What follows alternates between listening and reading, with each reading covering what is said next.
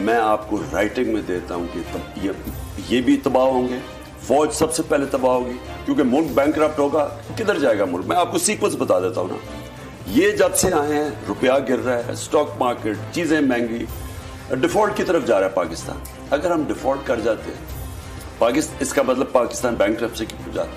सबसे बड़ा इदारा कौन सा है जो हिट होगा? पाकिस्तानी फौज। जब फौज हिट होगी तो जो उसके बाद हमारे से कंसेशन क्या ली जाएगी, जो यूक्रेन से उन्होंने ली थी डीन्यूक्लियराइज करने की। सबसे बड़ा तो मसला उनको, हमारी वाहिद मुसलमान मुल्क है जिसके पास न्यूक्लियर डिटरेंट है, जब वो चला गया फिर क्या होगा? मैं आपको आज कहता हूं पाकिस्तान के 3 हिस्से होंगे, जो कि आप आम इनके थिंक टैंक्स, हिंदुस्तान के थिंक टैंक्स में देख लें, बाहर जो सारे बलूचिस्तान को अलहदा करने के प्लान हैं, इनके प्लान बने हुए हैं। मुल्क के 3 हिस्से होंगे और थिंक टैंक बने हुए हैं भारत में। क्या भारत के थिंक टैंक वाकई इस तरह का कोई काम कर रहे हैं आपके ख्याल से? और बलूचिस्तान को भी उन्होंने कहा कि अलग करने की बात हो रही है, लेकिन बाकी कंट्री के साथ भी जो है वो हिंदुस्तान के थिंक टैंक्स का स्पेशली उन्होंने नाम लिया कि वो कोशिश कर रहे हैं कि पाकिस्तान को तोड़ा जाए।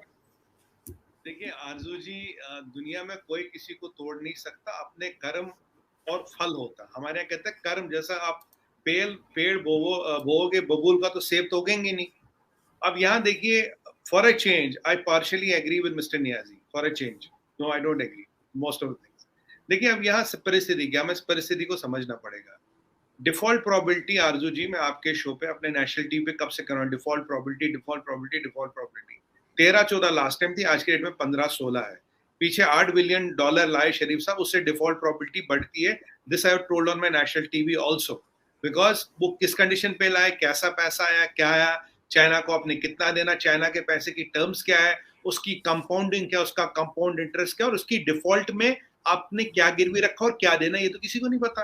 क्योंकि आपके एक और चैनल पे मैंने बोला था, भाई ये चाइना को जो आपने पैसे लिए इसको डिक्लेयर करो क्या है।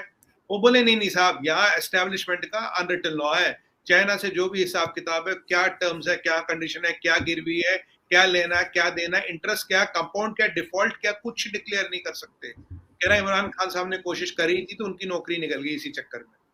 तो अभी जो डिफॉल्ट प्रोबेबिलिटी बढ़ रही है, आपके इन्फ्लेशन आउट ऑफ कंट्रोल हो रहा है। अभी अब देखिए, कल मैं देख रहा था 400 रुपए का शायद चावल है, 400 रुपए का गेहूं हो गया, 210 रुपए के आसपास पेट्रोल हो गया, 250 रुपए के आसपास डीजल हो गया।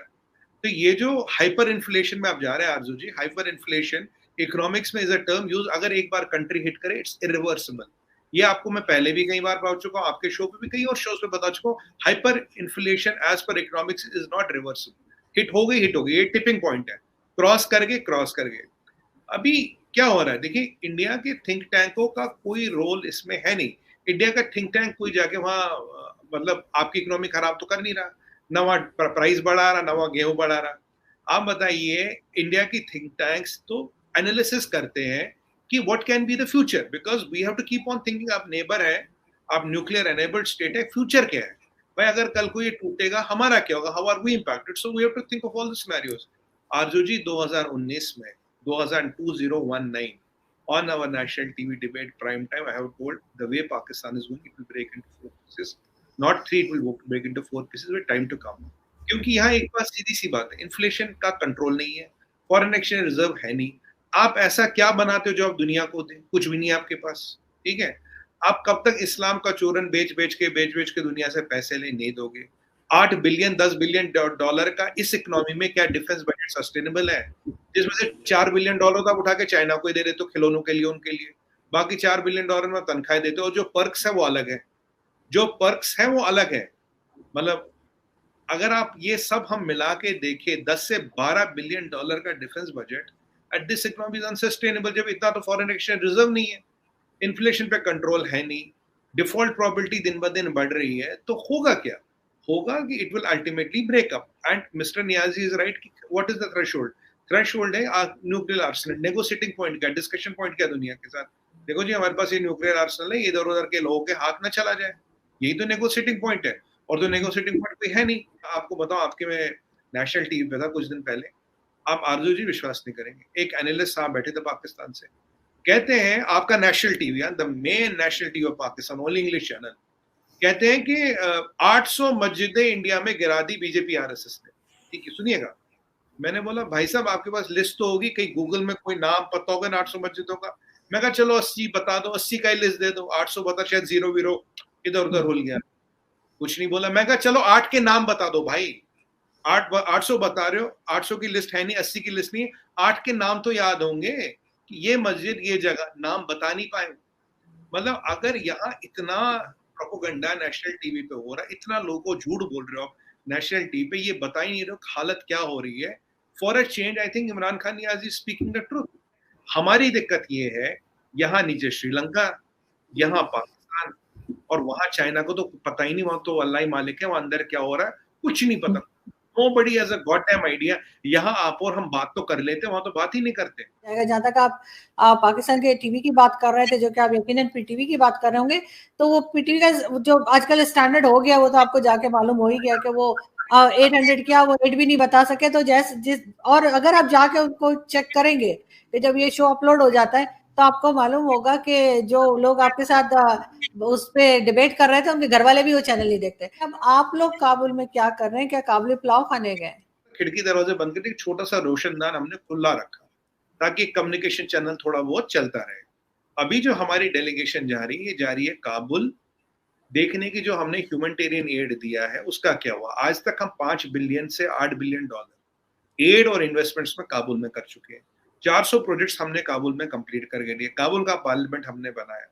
अभी मैं आपको कुछ टेंजेबल चीजें बताता हूँ। देखिए, काबुल में हमने 5 लाख पहले कोविड वैक्सीन डोजेस दिए, फिर 10 लाख डोजेस हमने ईरान को दिए, भाई जो वहां अफगानिस्तान के रिफ्यूजी गए हैं, भाई उनको कोविड वैक्सीन लगाओ। हमने 13 टन जो कार्गो है मेडिकल दवाइयों का काबुल में दिया। अभी 20,000 मेट्रिक टन हमने गेहूं भेजा और भेजने को तैयार है। अगर आप यूएन की देखें आरजू जी, यूएन कहता है कि 22 मिलियन यानी कि 2 करोड़, जो 3-3.25 करोड़ की आबादी है, 2 करोड़ 20 लाख लोगों की तो हालत खराब है, और करीब आपके 51 लाख तो रिफ्यूजी है।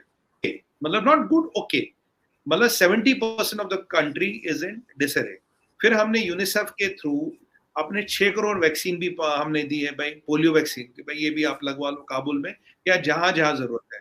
और ये जो हमने एड दिया, एक काबुल में हॉस्पिटल है इंदिरा गांधी चाइल्ड हॉस्पिटल जो हमने बनाया था, उनको दिए। यूएनओ की कुछ टीम्स थी, यूनिसेफ की कुछ टीम्स थी, यूएन की कुछ टीम्स थी, उनके सामने दिया।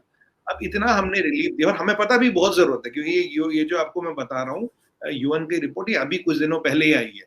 तो 70% country is in dire situation. अच्छा, हमने कंबलें दी, ब्लैंकेट दिया, सब कुछ दिया, बट अब उसका हो क्या रहा है, उससे क्या हो रहा। तो यही हम जो ह्यूमैनिटेरियन एड हमने दिया, उसके लिए हम जा रहे हैं काबुल।